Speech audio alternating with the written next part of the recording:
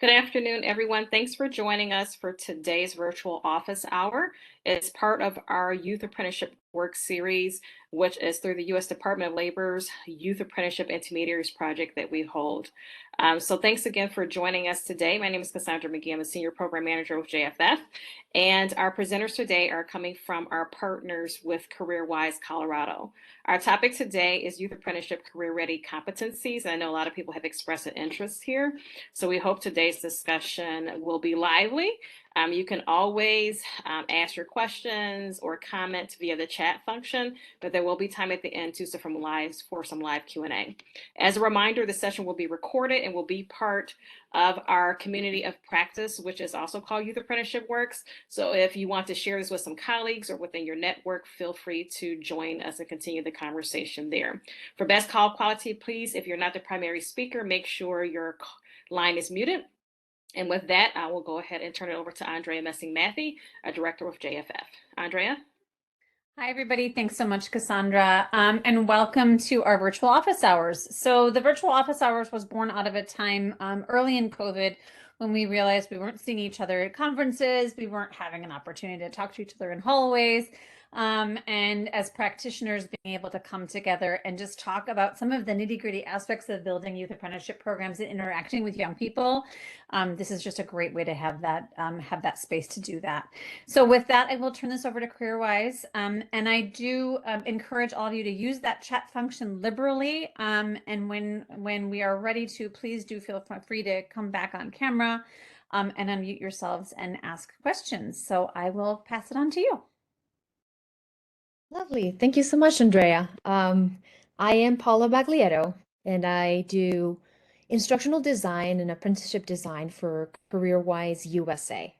And so today we are going to tell you a little bit about the supports and the improvements we're doing on our career-ready competencies and how we're managing, our ideas around what this means, what importance it has in our program, what do we want to achieve with career-ready competencies, and how we're both supporting supervisors and apprentices through these. So if we could go to the next slide.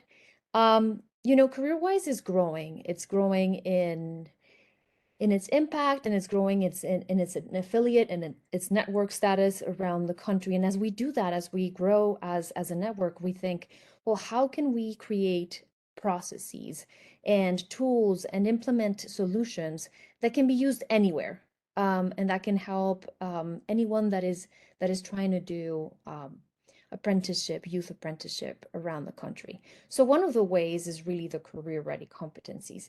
And if we go to the next slide, you can see a little bit of what we're trying to do. We're really trying to make a fair change in the system, in the way that we look at education and in the way that we look at the workforce, right? And so for that, we want to make apprenticeship accessible to all students. We want to make apprenticeship high quality, and we want to catalyze the culture shift across the country that has to do with understanding the importance of youth apprenticeship as a social mobility creator. So how can we further empower supervisors to be better coaches and mentors so that they can guide apprentices as they develop the lifelong skills they need to develop successful careers? Career-ready competencies respond to the notion that without building enough of that soft skill, that knowledge base around growing a career and growing a profession, we are not really empowering our apprentices long term. So we want to make sure that even after apprenticeship, that they're ready to continue to build their careers. And one way that we're doing this is through the career-ready competencies. If we can go to the next slide. So we consider them, if you will, part of the building blocks of youth apprenticeship. So there's these lifelong skills that we are trying to build. Then there's these occupational skills, occupational competencies that we're trying to create as well. Then there's the deeper knowledge that they might require in their field, which could be related instruction.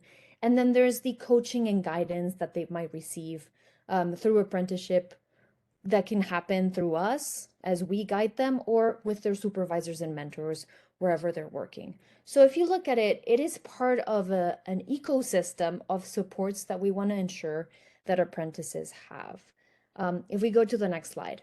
So just to clarify this, we have all of these occupational pathways, right? CareerWise has around 30 occupational pathways. So when we think about the design, for example, in evaluation, we think supervisors need to evaluate the progress that apprentices are doing in each one of these very specific careers. But then they also need to sit down and think about how are their apprentices developing lifelong skills, career-ready skills. So what we've created is two systems. There's on the one hand, the occupational rubric or the occupational competencies, and on the other, the career-ready competencies. And when we have conversations with supervisors and apprentices about evaluation and self-evaluation, we ask them to reflect on both. So if we go to the next slide a little bit, we have some definitions here just in case we're not sure what a competency is. I'm not sure if everyone here uses a competency-based model or not, but they are a mixture of knowledge, skill, attitude, and behavior. And what they're not is personality. So personality and competency, very different. What are our career-ready competencies then specifically? They're foundational competencies that prepare workers for the workplace and enable them to really develop successful careers. You will find that depending on who does the research and where it comes from, these can have many names. They can be called lifelong skills, future-proof citizen skills, soft skills, essential skills, 21st century skills or competencies, employability skills, work readiness competencies, etc. So there's a lot of research that has been done on these. And what career-ready competencies for CareerWise means is a very succinct list of the ones that youth would need to really be able to launch their careers. So if we go to the next slide, what we've done is we've put them in 3 buckets, right? And we did this based on some benchmarking of other research that has been done. So one is, how do you manage you? So that's self-leadership. How do you go around managing you? So it can be like, how do you think? How do you manage your time? How do you advocate for yourself? Are you ethical? Are you creative? Are you able to adapt to things? So those fall into the self-leadership category. Then how do you work, right? And we don't want to call it professionalism because there is a lot of weight attached to that word, or work ethic. So we call it work habits. But how do you organize yourself? How do you plan your day? Are you reliable? Can you be counted on? And basically, how do you manage your work? And finally, relationships, which is interpersonal. So cultural competence as the all-encompassing notion of understanding others, having empathy, understanding the culture of different companies or the company that you're working in, at least, creating relationships and collaborating. We believe it's really important for young apprentices to develop the skills that are required, for example, to network, and communication, which is something that also youth apprentices often lack, is the ability to write maybe a professional email or deliver a presentation. So what we've seen so far is that in the world of pedagogy and in the world of workforce development in general, there is a lot of sources that can indicate a list of these. You will find that there almost every organization, every organism that is working on developing skills for workforces or for students has a list of these. So what we really wanted to find was a balance between what it looks like for an adult that wants to create a career and for a teenager that is adapting to the workforce. So 2 that have really like stood out and that have been asked by our employers a lot are organization and planning, like for apprentices to be able to plan their day, their week, their projects, to understand that one single project can have many steps and how it affects the workflows of other teams, etc. And the other one has been communication and helping them also figure out how to grow in their ability to communicate. So let's go to the next slide, please. Something to take into consideration is that CareerWise has always worked with career-ready competencies, but we used to have 16 of them. And what we found with 16 is that it was hard during evaluation time to go through all of the occupational competencies that we have, which can vary between 8 and 18, and then go through all of the career-ready competencies one. So at evaluation time, when people actually sat down and thought about this, for supervisors and for apprentices, it was confusing to try to evaluate all of these. So what we've done is we've kind of like put them into buckets and reduced from 16 to 8. So that is a lot of the work that we've been doing recently.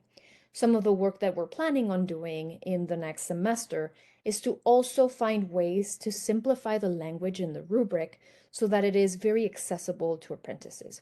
So let me show you part of the rubric. If we go to the next one, this is what it looks like. So when you go into our evaluation system, it looks a little bit different. This is a rubric, let's say, internally. So I'll show you what it looks like in the evaluation system in a little bit. But as you can see here, what we have first is these 4 levels of novice, emerging, proficient, and advanced. And for each one of those, we've made it very clear to supervisors what their relationship to their apprentices at that point, because we want to make sure that we are empowering and kind of also putting a little bit of responsibility on the supervisor to know that if their apprentice is novice or emerging, it's because they continue to need a lot of help to move on to the next stage. So for example, for novice, we have requires structured and continued guidance and coaching. So we want to make sure that as supervisors read this rubric, they also understand that they are the ones that can help guide apprentices through these.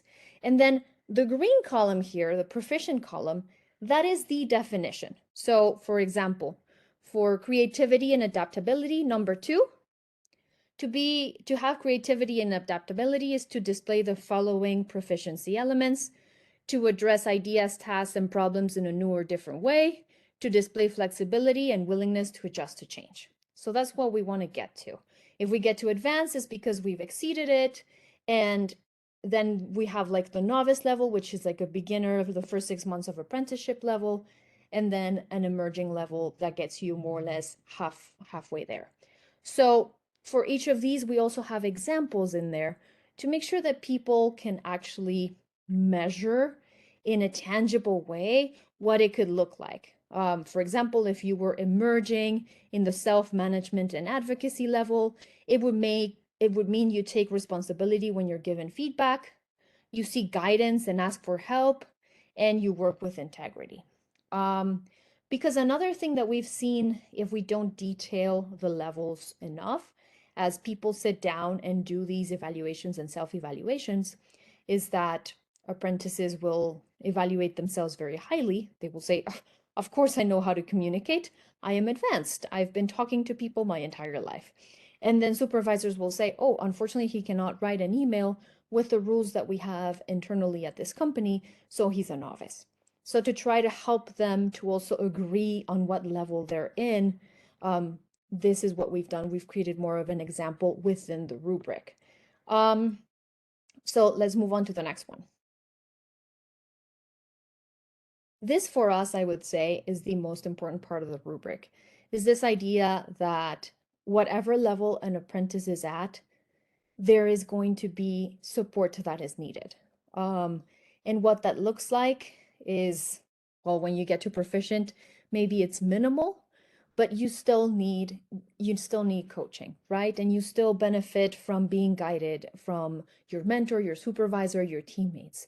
The more surrounded and supported our apprentices are, and the more they have conversations, coaching conversations, feedback conversations, planning conversations with their teams, we believe the more that they can actually develop these.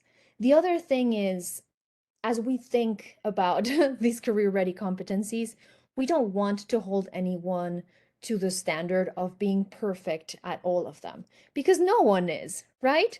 And I'm sure you can make it very, very, very high in careers and like be super successful and still, for example, not be very adaptable. That's not necessarily something you require in every profession.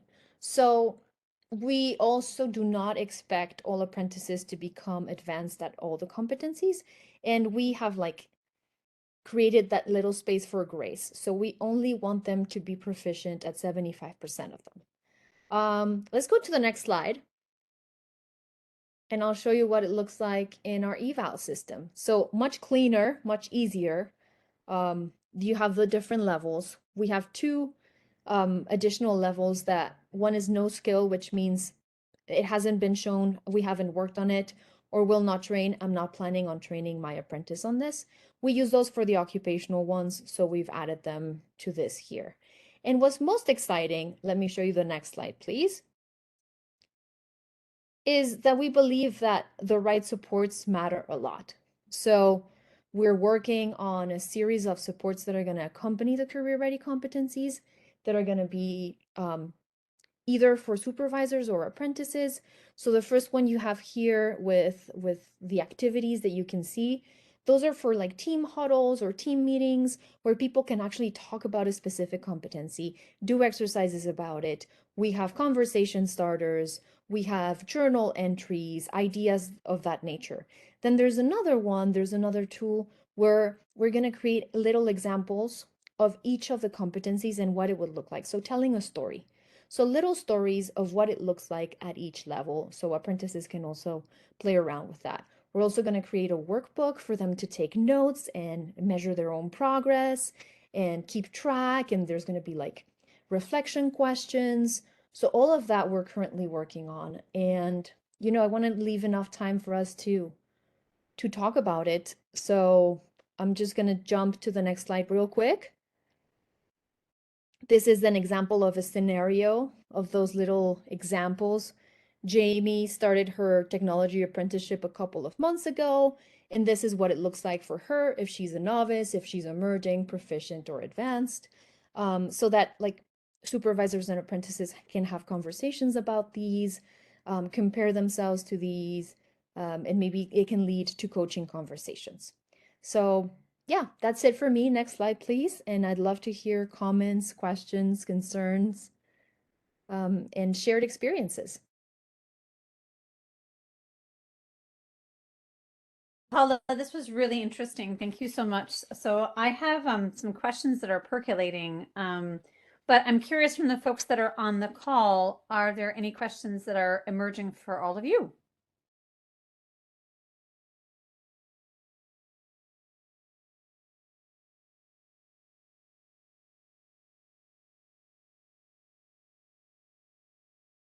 Yeah, this is So this is sure, Jonathan. good, Jonathan. Yeah, so I have a question about this. I think I mean, we know, right, from like things like the NACE job report that soft skills, employability skills, 21st century skills, call them what you will, depending upon your setting and your audience, that we know they're really important and that I think aware employers know that they're important and are looking to help young people, their employees, right, develop them. But I'm wondering for those employers that are maybe not so aware of the need to develop these skills and how important they are for the success of their apprentices, how you're selling or driving the interest in using these employability skills, 21st century skills, and evaluating them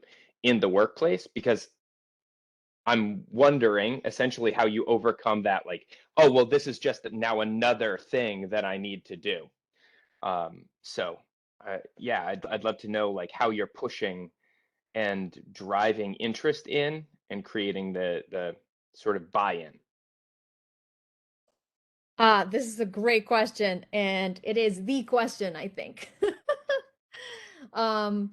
So let me answer in a couple ways. First, if you have ideas, I'm all ears, right? We're still iterating on that. Some of what we're doing is just like direct training. So we are going to train supervisors on the importance of coaching and on the importance of having conversations on the topic of developing these skills. So we're hoping that changes a lot of like the mindset around it and opens up people's views on why it is important. It is important also for equitable reasons. So if people are bought into youth apprenticeship because they believe it can create social mobility, we're hoping that they understand how important this part of that process is. Another thing that we're doing is we're also developing a training for supervisors on just the topic of what a competency is. And then again, driving home the importance of this work and of sitting down and looking at this and thinking about this for your apprentice. Then one of the we got a lot of feedback from employers when we were developing this. And one of the requests was like, just send us the material. So we're creating a monthly competency focus. So every month we're going to send them a package that is going to be pre-made for them, where they don't have to think too much, where there's already activities and conversations and resources that they can use with their teams or with individual conversations to like kind of simplify their work and almost do it for them, so that if they were thinking, oh gosh, what are we going to do this month? Oh, maybe we're just going to pick this up and kind of like take advantage of time that we can use there. Um, Another thing that was important to us was that if it was too long and too painful, as you were saying, oh, another thing I have to comply with, people were not going to do it. And we saw that when we used to have 16 career-ready competencies. We love them and we love that we had so many because to us it made sense. But in reality, when you had to scroll through an evaluation, it became a little bit too long. And so we got a lot of feedback from employers as well that this felt like too much. So actually finding ways to make the content more concise was one of the main reasons why we've been working on this. And so reducing them to 8, like because for a while there we were at 10. And so even pushing it to 8 was important to get the buy-in to be easier.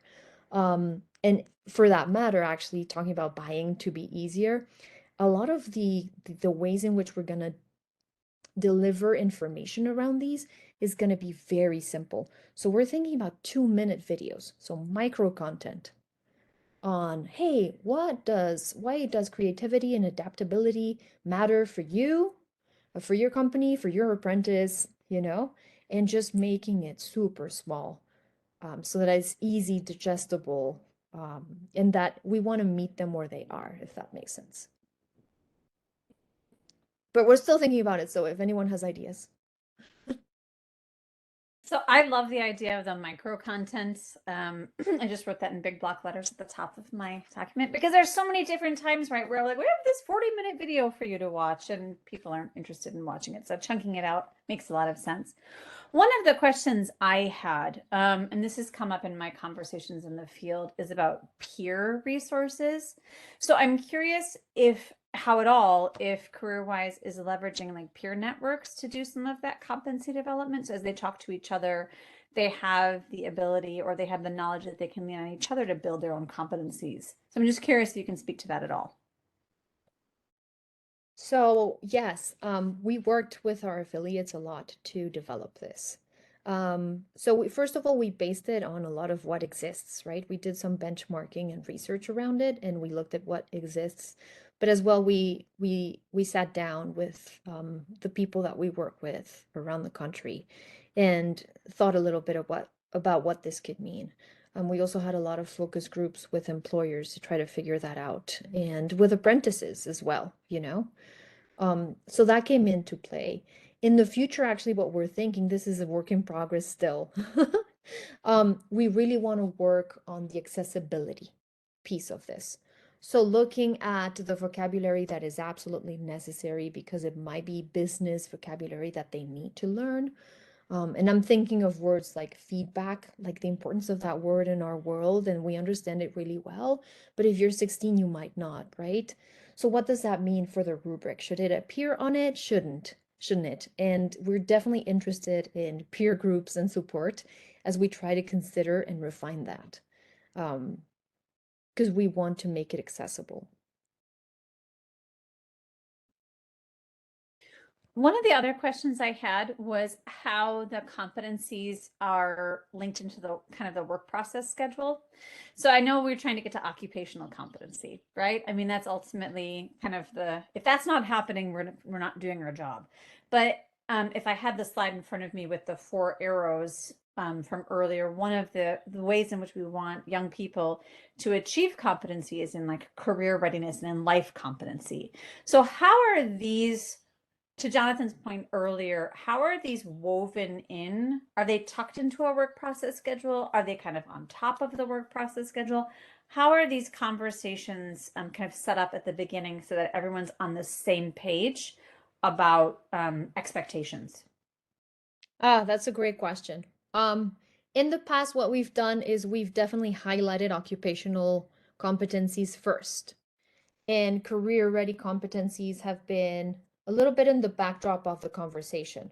So here's all of this that we need to create and make sure that we have for occupational competency mastery, let's say. And here are all the related instruction that we need to attach to that. And, even as we register apprentices, here is the focus. It's on the occupational competency. So in the past, I feel career-ready competencies have been an added important bonus, but definitely added. In when you do an evaluation, if you are a supervisor for CareerWise or an apprentice at CareerWise, they have the same importance. They're together, there's no distinction between the two. They are as important. But I think in our conversations, we have put these a little bit in the backlog, and that's something that we're trying to change with all of these new supports and with all of these new trainings, so that they become something that we have discussions about more often. They are not being tracked in RTI, no. So RTI is focused on occupational competency. Yeah. And on the job training, yes, we ask supervisors to take notes and to let us know when and how they're training for these, but once again, not with the same importance or like I would say emphasis as the occupational ones. It's interesting, just sort of on that RTI versus what I feel like really should be like RI, right? There's a difference between related technical instruction and then related instruction, which is a broader, more encompassing notion that really, starts to push at building a more holistic instructional program that helps young people succeed in a lot of different capacities. But I think you sort of hit the nail on the head, right? It's not necessarily technical instruction. We have them evaluate their progress every 6 months, but we're hoping that we're going to create conversations that are much, much more often with like the monthly competency focus and all of that. We want it to be more often. Oh, I see we have a minute left. So yes, there's a note from Jake here. Yes, they are included in our Appendix A for sure. And you know what? It's funny because our employers know how important this is, and a lot of them train for it and have entire programs of onboarding for apprentices where they really talk about communication and critical thinking. So big employers are definitely catching on the importance of this and creating programs around it. So we're hoping to continue that and to do it for everyone, big and small. Before we head out, I think Kathy has one last question about how often apprentices and supervisors talk and evaluate progress. I think you had said it's monthly, but is it more often than that? The evaluation is every 6 months, and then we're hoping the conversations are going to be more often. Great. Thank you so much, Paula. I really appreciate this. And I will transition it over to Cassandra. Thanks everyone for joining us. If you want to continue the conversation, please feel free to jump on our Youth Apprenticeship Works community of practice. This recording, as well as recordings from other sessions, are available there as well. And so we look forward to you joining us for upcoming sessions, and you will receive an invitation for that. Thanks again, and have a great rest of your Monday. Thank you.